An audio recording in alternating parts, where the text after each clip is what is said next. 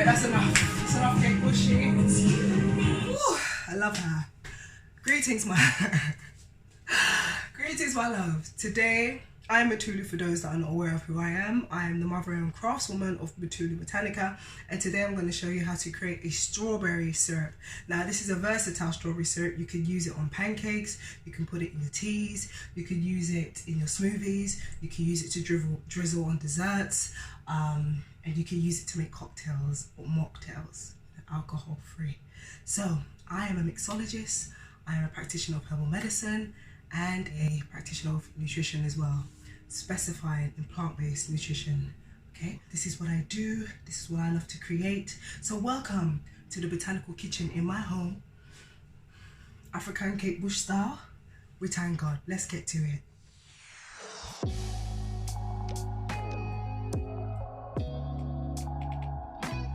Okay, now so we're gonna get to it. I'm gonna show you. So I've already pre-washed my strawberries. I'm using quite, you know what? The measurement depends on your own measurement in life. How you measure life is how you're gonna measure your strawberry. They're philosophical moments for no reason. But anyway, so we have cleansed the strawberries 3 times using warm water. We've taken off the flower part of the strawberry. This is my 3rd and final wash. I'm just going to drain all the cold water out. So the last wash I used cold water. And when I say warm water, I don't mean hot water. It needs to be lukewarm. Otherwise the strawberries will get mushy. So I have about maybe 3.5 cups of strawberries here. Now I'm going to add 2 liters of water from the Berkey filter tank to the strawberries. Pour that in there like that.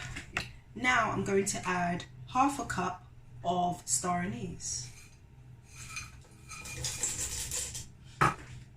And I'm going to add 1 tablespoon of Ceylon cinnamon powder. So here, as you can see, we're going to put that on to cook now for about 1/2 an hour on a medium heat. Once it has stewed down, I'm then going to add about 4 bottles of agave syrup. So stay tuned.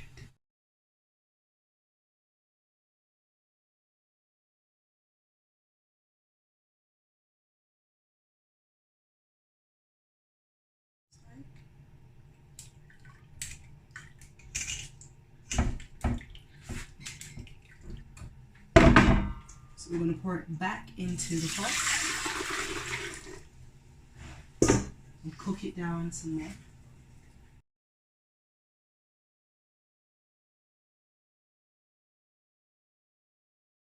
2 tablespoons of sea moss.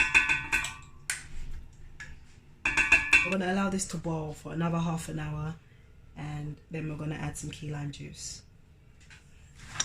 This syrup in particular, I'm making it for the purpose of wanting to put it in a juice or make a drink, like a cocktail. So if you are making it in small batches and you want to use it for a dessert base, then I'll suggest that you add maybe 1/2 cup of sea moss gel to thicken it up some more, and add a bit more agave if necessary, depending on your own taste buds. But the essential ingredients are the key lime and the agave, the star anise, and a bit of cinnamon. To make sure that the sea moss dissolves in the liquid, so it's best to use the whisk. Add your key lime juice because it helps to bring out the flavour, and it also helps to preserve the syrup a bit longer. Now the amount of key lime, I would say 5 key limes for the syrup. I would use 5 key limes for the syrup. Yeah, 5 is enough. If you're making roughly about 1 litre of syrup, sorry, if you're making 2 litres, if you're making 2 litres of syrup, then I would suggest to add 5 key limes. As I'm making this for a drink, I went for a thinner consistency. Here we are, the strawberry syrup. Easy. You can use this on anything. And like I said, if you want to make a thicker syrup, then I'd suggest that you use a lot more sea moss and get to know your own way, learn your own methods, and create. Don't be afraid to create. No way is the wrong way. It's just all about perspective, okay? So yes, you can store this for up to 1 month, even longer, but keep it refrigerated and do not contaminate it by drinking from the bottle and all of those things. So there you have it, strawberry syrup. Much love to you all. Thank you for watching.